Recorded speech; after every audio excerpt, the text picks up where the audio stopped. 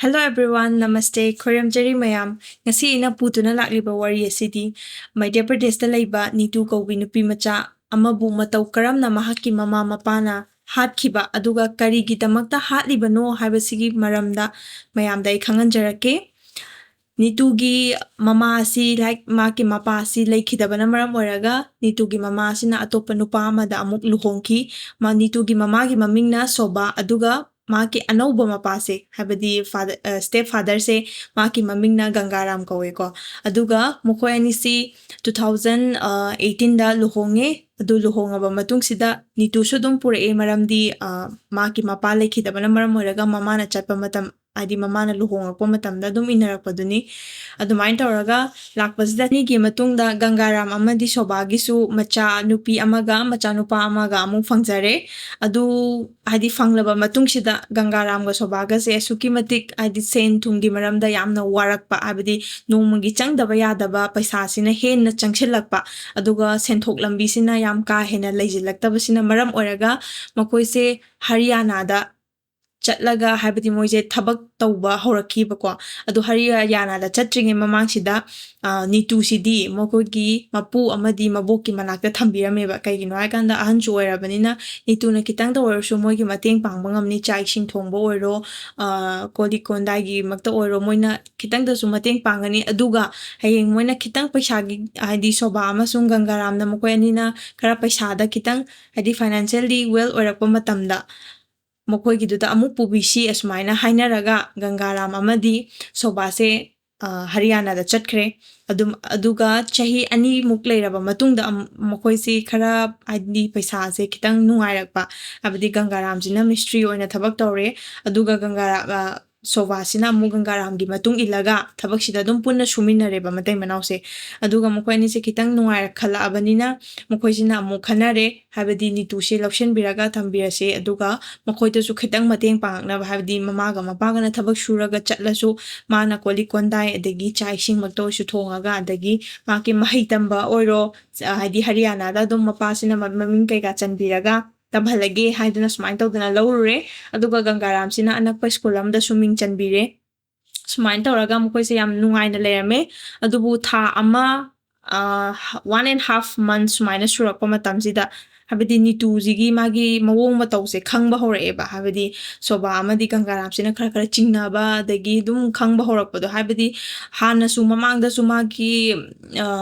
mapuga maboksida kwa lekai gi mising habadi mogi flat thangnaba adagi mogi aduda lairiba society makai se sina su hairakpa jani nangi na su nupi se sumain tawe ado nupa ga su wari sanai khone adagi phone kaika ju nupa dagi lawe khotle aduga makse khara habadi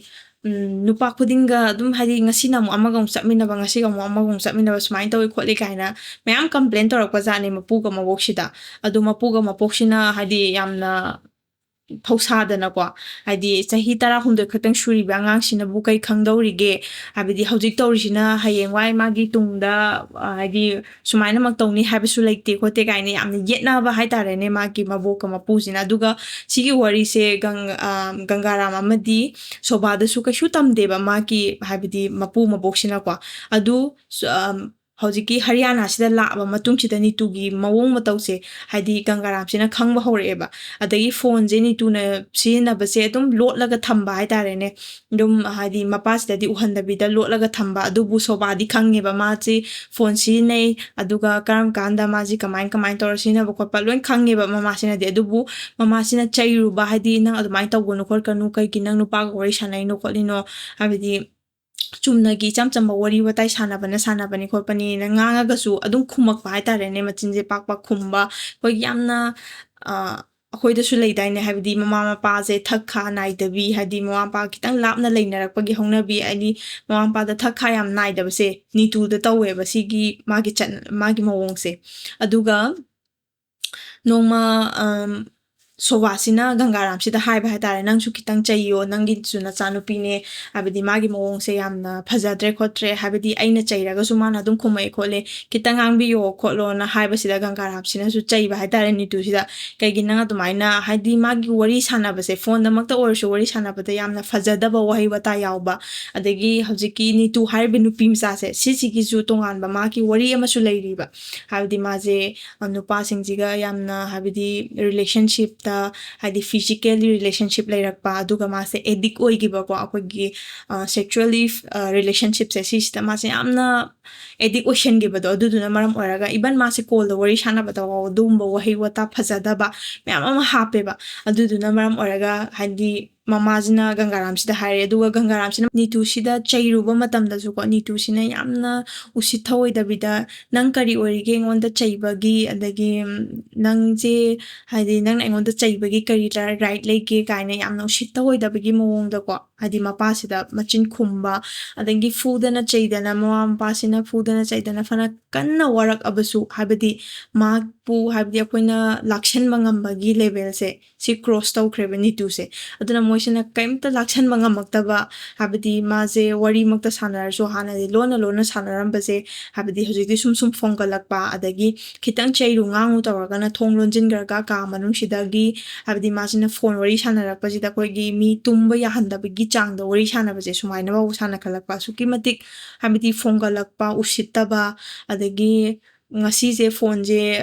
ꯂꯧꯁꯜꯂꯒ ꯊꯝꯃꯨꯔꯒꯅ ꯍꯌꯦꯡ ꯑꯃꯨꯛ ꯑꯅꯧꯕ ꯑꯃ ꯍꯦꯛꯇ ꯄꯨꯔꯛꯄ ꯁꯨꯃꯥꯏꯅ ꯍꯥꯏꯕꯗꯤ ꯃꯉꯣꯟꯗ ꯑꯩꯈꯣꯏꯅ ꯂꯥꯛꯁꯟꯕꯁꯦ ꯁꯨꯡꯉꯝꯃꯛ ꯉꯝꯃꯛꯇꯕ ꯑꯁꯨꯃꯥꯏꯅ ꯇꯧꯔꯛꯄꯗꯒꯤ ꯅꯣꯡꯃ ꯅꯤꯇꯨꯁꯤꯅ ꯍꯥꯏꯕꯗꯤ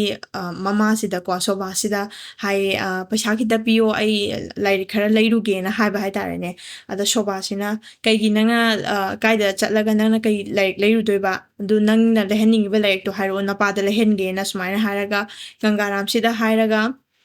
ꯑꯩꯈꯣꯏꯒꯤ ꯒꯪꯒꯥꯔꯥꯝꯒ ꯁꯣꯕꯥꯒꯁꯦ ꯊꯕꯛ ꯁꯨꯕ ꯆꯠꯈ꯭ꯔꯦꯀꯣ ꯑꯗꯨ ꯊꯕꯛ ꯁꯨꯕ ꯆꯠꯈ꯭ꯔꯒ ꯍꯜꯂꯛꯄꯁꯤꯗ ꯒꯪꯒꯥꯔꯥꯝꯁꯤꯅ ꯃꯣꯏꯒꯤ ꯑꯅꯛꯄꯗ ꯂꯩꯕ ꯁ꯭ꯇꯣꯔ ꯑꯃꯗꯒꯤ ꯂꯥꯏꯔꯤꯛꯁꯦ ꯂꯩꯔꯒ ꯂꯥꯛꯑꯦ ꯑꯗꯨ ꯂꯥꯛꯄ ꯀꯥꯟꯁꯤꯗ ꯃꯥꯒꯤ ꯃꯆꯥ ꯅꯨꯄꯤꯒ ꯅꯨꯄꯥ ꯍꯥꯏꯗꯤ ꯑꯄꯤꯛꯄ ꯑꯉꯥꯡ ꯑꯅꯤꯗꯨꯗꯤ ꯃꯅꯨꯡꯁꯤꯗ ꯏꯃꯨꯡꯁꯤꯗ ꯂꯩꯔꯝꯃꯦꯕ ꯑꯗꯨꯒ ꯃꯄꯥꯁꯤꯅ ꯍꯥꯏꯕꯗꯤ ꯅꯤꯇꯨ ꯂꯩꯔꯝꯗꯕꯁꯤꯗ ꯊꯤꯕ ꯍꯧꯔꯛꯑꯦꯀꯣ ꯊꯤꯕ ꯌꯥꯕ ꯃꯩ ꯊꯤꯔꯕ ꯃꯇꯨꯡꯁꯤꯗ ꯇꯣꯞ ꯍꯥꯏꯕꯗꯤ ꯑꯩꯈꯣꯏꯒꯤ ꯇꯦꯔꯦꯁ ꯂꯩꯐꯝꯁꯦ ꯁꯤꯁꯦ ꯇꯦꯔꯦꯁꯁꯤꯗ ꯅꯤꯇꯨꯁꯦ ꯇꯥꯔꯒ ꯂꯩꯔꯝꯃꯦꯕ ꯑꯗꯩꯗꯤ ꯃꯥ ꯇꯥꯔꯒ ꯂꯩꯔꯝꯕꯁꯤꯗ ꯌꯥꯝꯅ ꯍꯥꯏꯗꯤ ꯒꯪꯒꯥꯔꯥꯝꯁꯤꯅ ꯂꯥꯎ ꯈꯣꯠꯇꯅ ꯇꯧꯕꯗ ꯑꯩꯈꯣꯏꯒꯤ ꯃꯣꯏꯒ ꯄꯨꯟꯅ ꯂꯩꯃꯤꯟꯅꯔꯤꯕ ꯕꯤꯜꯗꯤꯡꯗ ꯂꯩꯃꯤꯟꯅꯔꯤꯕ ꯃꯤ ꯃꯌꯥꯝꯁꯦ ꯊꯣꯛꯂꯛꯑꯒ ꯃꯣꯏ ꯃꯌꯥꯝ ꯇꯧꯔꯒ ꯃꯈꯣꯏꯁꯤꯅ ꯅꯤꯇꯨꯁꯦ ꯍꯣꯁꯄꯤꯇꯥꯜꯗ ꯄꯨꯈꯠꯂꯦꯕ ꯑꯗꯨ ꯍꯣꯁꯄꯤꯇꯥꯜꯗ ꯄꯨꯈꯠꯄ ꯀꯥꯟꯁꯤꯗ ꯗꯣꯛꯇꯔꯁꯤꯅ ꯍꯥꯏꯔꯛꯑꯦ ꯍꯥꯏꯕꯗꯤ ꯅꯤꯇꯨꯁꯦ ꯍꯧꯖꯤꯛꯀꯤ ꯑꯣꯏꯅꯗꯤ ꯃꯥꯒꯤ ꯅꯣꯏꯅ ꯄꯨꯔꯛꯏꯕꯁꯤꯗꯤ ꯗꯦꯠ ꯕꯣꯗꯤꯅꯦ ꯍꯥꯏꯕꯗꯤ ꯊꯋꯥꯏ ꯌꯥꯎꯗ꯭ꯔꯕ ꯍꯛꯆꯥꯡ ꯈꯛꯇꯪ ꯄꯨꯈꯠꯂꯛꯑꯦꯅ ꯁꯨꯃꯥꯏꯅ ꯍꯥꯏꯔꯛꯄꯗꯒꯤ ꯃꯈꯣꯏꯒꯤ ꯑꯗꯨꯗ ꯂꯩꯔꯝꯕ ꯍꯥꯏꯕꯗꯤ ꯍꯣꯁꯄꯤꯇꯥꯜꯗꯨꯗ ꯂꯩꯔꯝꯕ ꯃꯤ ꯑꯃꯅ ꯍꯥꯏꯗꯤ ꯄꯨꯂꯤꯁꯁꯤꯗ ꯀꯣꯜ ꯇꯧꯔꯒꯀꯣ ꯁꯨꯃꯥꯏꯅ ꯇꯧꯕ ꯅꯨꯄꯤ ꯃꯆꯥ ꯑꯃ ꯁꯤꯔꯒ ꯄꯨꯈꯠꯂꯛꯑꯦ ꯈꯣꯠꯂꯦꯅ ꯁꯨꯃꯥꯏꯅ ꯍꯥꯏꯔꯨꯕꯗꯒꯤꯗꯤ ꯄꯨꯂꯤꯁꯁꯤꯁꯨ ꯂꯥꯛꯑꯦꯕ ꯃꯐꯝꯗꯨꯗ ꯍꯥꯏꯕꯗꯤ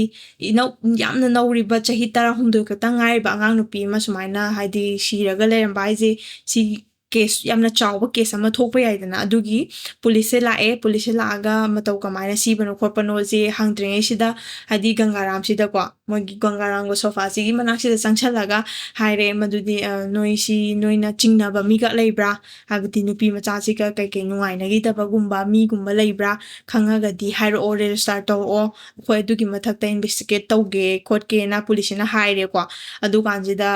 ꯒꯪꯒꯥꯔꯥꯝꯁꯤꯅ ꯍꯥꯏꯔꯛꯑꯦꯕꯀꯣ ꯑꯩꯈꯣꯏ ꯄꯨꯂꯤꯁꯇꯗꯤ ꯀꯦꯁ ꯅꯨꯡꯗꯤ ꯊꯥꯡꯒꯠꯆꯔꯔꯣꯏꯒꯦ ꯀꯩꯒꯤꯅꯣ ꯍꯥꯏꯀꯥꯟꯗ ꯑꯩꯒꯤ ꯏꯆꯥ ꯑꯄꯤꯛꯄ ꯑꯅꯤ ꯂꯩꯔꯤ ꯑꯗꯣ ꯏꯆꯥ ꯑꯄꯤꯛꯄ ꯑꯅꯤꯁꯤꯁꯨ ꯂꯩꯕꯅꯤꯅ ꯀꯅꯥꯅ ꯁꯨꯔꯒ ꯍꯥꯏꯗꯤ ꯑꯩꯈꯣꯏꯗꯤ ꯅꯣꯡꯃꯒꯤ ꯆꯔꯥ ꯇꯥꯟꯕꯅꯤꯅ ꯀꯅꯥꯅ ꯁꯨꯔꯒ ꯏꯆꯥ ꯑꯅꯤꯁꯦ ꯀꯃꯥꯏꯅ ꯊꯥꯛꯀꯅꯤ ꯀꯥꯏꯅ ꯍꯥꯏꯗꯤ ꯌꯥꯝꯅ ꯐꯖꯕ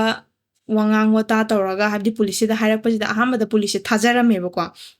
ꯑꯗꯨꯒ ꯊꯥꯖꯔꯝꯕꯗꯩꯗꯤ ꯄꯨꯂꯤꯁꯁꯤꯅ ꯍꯥꯏꯔꯦ ꯑꯗꯨꯗꯤ ꯐꯔꯦ ꯑꯗꯨꯗꯤ ꯅꯪꯅ ꯔꯤꯇꯟꯗ ꯑꯣꯏꯅ ꯄꯤꯌꯣ ꯍꯥꯏꯕꯗꯤ ꯑꯩ ꯀꯦꯁ ꯊꯥꯡꯒꯠꯆꯔꯣꯏ ꯁꯤꯒꯤ ꯃꯇꯥꯡ ꯏꯆꯥ ꯍꯥꯏꯗꯤ ꯑꯉꯥꯡ ꯂꯩꯈꯤꯗꯕꯁꯤ ꯅꯤꯇꯨ ꯂꯩꯈꯤꯗꯕꯒꯤ ꯃꯇꯥꯡꯁꯤꯗ ꯑꯩ ꯀꯦꯁ ꯊꯥꯡꯒꯠꯆꯔꯣꯏ ꯍꯥꯏꯔꯒ ꯔꯤꯇꯟꯗ ꯄꯤꯌꯣꯅ ꯍꯥꯏꯔꯦ ꯑꯗꯨꯗꯒꯤꯗꯤ ꯒꯪꯒꯥꯔꯥꯝꯁꯤꯅ ꯔꯤꯇꯟꯗ ꯄꯤꯌꯦꯀꯣ ꯄꯨꯂꯤꯁꯁꯤꯗ ꯑꯗꯨꯀꯥꯟꯁꯤꯗ ꯗꯣꯛꯇꯔ ꯑꯃꯅ ꯄꯨꯂꯤꯁꯇ ꯍꯥꯏꯕꯗꯤ ꯌꯥꯝꯅ ꯂꯣꯟꯅ ꯁꯨꯃꯥꯏꯅ ꯍꯥꯏꯌꯦꯕ ꯑꯉꯥꯡꯁꯤ ꯆꯨꯝꯅꯒꯤ ꯏꯆꯝ ꯆꯝꯅ ꯁꯤꯕ ꯅꯠꯇꯦ ꯃꯥꯁꯤ ꯃꯤꯅ ꯍꯥꯠꯇꯣꯛꯄꯤꯕ ꯍꯥꯏꯕꯗꯤ ꯅꯝꯊꯦꯛꯄꯤꯔꯒ ꯍꯥꯠꯇꯣꯛꯄꯤꯈꯤꯕꯀꯣ ꯑꯗꯨꯃꯥꯏꯅ ꯁꯤꯕꯅꯦꯅ ꯁꯨꯃꯥꯏꯅ ꯍꯥꯏꯔꯒꯁꯨ ꯍꯥꯏꯕꯗꯤ ꯄꯨꯂꯤꯁꯁꯤꯗ ꯀꯩꯝꯇ ꯃꯣꯏꯗ ꯍꯥꯏꯕꯗꯤ ꯀꯩ ꯍꯥꯏꯅꯤ ꯄꯦꯔꯦꯟꯁꯅꯁꯨ ꯑꯩꯈꯣꯏ ꯀꯦꯁ ꯊꯥꯡꯒꯠꯄ ꯄꯥꯝꯗꯦ ꯍꯥꯏꯗꯅ ꯔꯤꯇꯔꯟ ꯐꯥꯎꯕ ꯄꯤꯔꯛꯈ꯭ꯔꯕꯅꯤꯅ ꯄꯨꯂꯤꯁꯁꯤꯁꯨ ꯎꯄꯥꯏ ꯂꯩꯇꯕꯗꯒꯤꯀꯣ ꯀꯩꯝꯇ ꯍꯥꯏꯕꯗꯤ ꯀꯦꯁꯁꯦ thigatpa investigate tawbase moise tawraroigena leighreba asmaina tawrakpadagidi media mayam amasu thomjilake maramdi kaigino harkanda chahi 16 khaktang subada ngaribe nupi macha amabu sumaina shiraga leramba haibase sisigi matangsida media mayam amna thomjilakpadagi police sida su wakhalama laeba maramdi habdi moigi su tungda habdi moigi image soglakpa yabagi chance yamna wangiba kaigumba makoina sigi case makoina kaigumba investigate tahodaba taragadi sisina maram oraga makoise mama pana yadraga su police sina habdi tawdaba yadaba namaram oraga ko makoisina restart tawshale hojiki case restart tawshale tawshalaba matung sida akoigi police na mama sida investigate tawba hore ko kamai horino hai kanda hadi noina chingnaba mi leibra adagi hadi sumaina angangjiga hadi khangna chanaba magi saunagi bu koki ba leibra korpra mayam ama hange adubu makoina haire adugumba kaimta leite akoi adugumba hadi yanadaba saunaba kanasu kaimta leite chingnaba misu leite adudagidi police na mu mokogi yumbuse si amu kokhale ko aduga mangon sida mu hangba hore habidi nang khara hadi chumaina chingnaba leibra korpra hadi angang jida hadi numitu da kana kana sida changa kiba yawbra korpra mayam hangba matamjida su yumbusina haire madudi habidi akoigi hadi akoigi leifam asidi only family khaltang leibane duga atopa mi su changba yadabanina adugumba chingnaba khotpa habidi hadi angang sida thokpa thoiba thodokse sisiga related oiba kana su habidi akoina chingnaba amata leite na sumaina yumbusina su hairakpadagidi police sida wakhalama laeba madudi hadi moigi parents sida oina chingnareeba habidi parents sina case mamangda su panbigano habidi moi macha pikpa lei adu kanana thaga chani khoni mayam ama su haibanina ko police na mu habdi hena mu mamba se chingnare maramdi moina ngasai return daga pigre ko habdi koi case police restart tawba pamde ko te na mayam ama lakpadagi policing sina amuka mu mokogi parents se sobaga gangaram gaje amuk custody dang pukhalaga hanjin na hangakpadagidi akoigi sobaga gangaram gaje waje lochalaga campuina thamgani aseng bori jibu campuina lochala thamgani natra adugi hanjin hangakpadai di haidok taba yadaba na maram oraga gangaram sina haidor eba wari se kamaina tawbano hai kanjida ngasai nitu se maje akoigi yamna mokoi control tawba ngambagi changsidagi hendokhibaje habidi out of control tagibaje sidagi moi gangaramga sobaga si mokoi ni si wari khanareba kayana khanage haikanta moina kaimta lakshanwa ngamdreba mi mayam amna su mokoi da su haire madu noi na san pidu sumain tawe kotle mayam am su haire adi mi oiba kaubani na tra moi da su ikai ba phauri neba adagi moi ni se saubagi mayai je su hengalakpa habidi machanupi amana moida misbehave torakpa habidi koigi yamna usit thoidana adi mama da kai ngangani mapa da kai ngangani ba khangdabida usitabida adagi pon wari sanaba muk to ro dmai yam phongalakpa je sisida moi ni saumanbagi gidi gangaram amadi sofa se moi ani se wari je conclusion tare kaide conclusion tarage har kanda machanupi je hatokpa haina kaige hatokpa haina conclusion taino har kanda magi society habam su leiri natra mayam jigi mamangda mo ko ani je habadi phattaba hadi oktabigi mamani ko ni adu mayam ama moida habadi mayam ni gyang pa yaba migeng je si mayam ama je moini na imagination tawraba matungda ko habadi moini sina conclusion tare kaida tare hai kanda machanupi se hatosi haina conclusion tare kamaina hatpage hai kanchida ngasai machanupi sina ngasai lairik laibiyo na hairambaje sisigi numitche sisida habadi ngasi hairamani aduga ngasi ki numidangji haugalakpa ayukse sisida habadi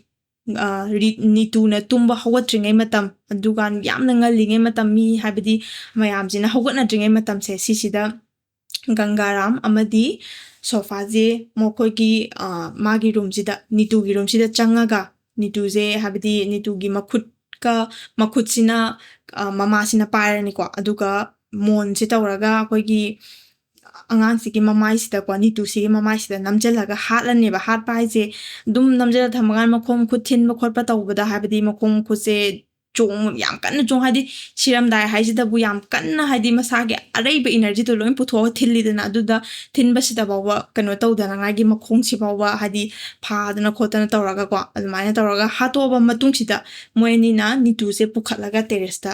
ꯊꯝꯃꯝꯕꯅꯦꯕ ꯑꯗꯨ ꯊꯝꯃꯝꯃꯕ ꯂꯣꯏꯔꯕ ꯃꯇꯨꯡꯁꯤꯗ ꯃꯣꯏꯅꯤꯗ ꯀꯔꯤꯁꯨ ꯊꯣꯛꯇꯕ ꯍꯥꯏꯕꯗꯤ ꯃꯣꯏꯅꯤꯗ ꯍꯥꯟꯅꯒꯤ normal ꯂꯥꯏꯐꯀꯤ ꯇꯥꯏꯞꯇ ꯀꯩꯝꯇ ꯊꯣꯛꯇꯕꯩ ꯇꯥꯏꯞꯇ ꯃꯣꯏꯅꯤꯁꯦ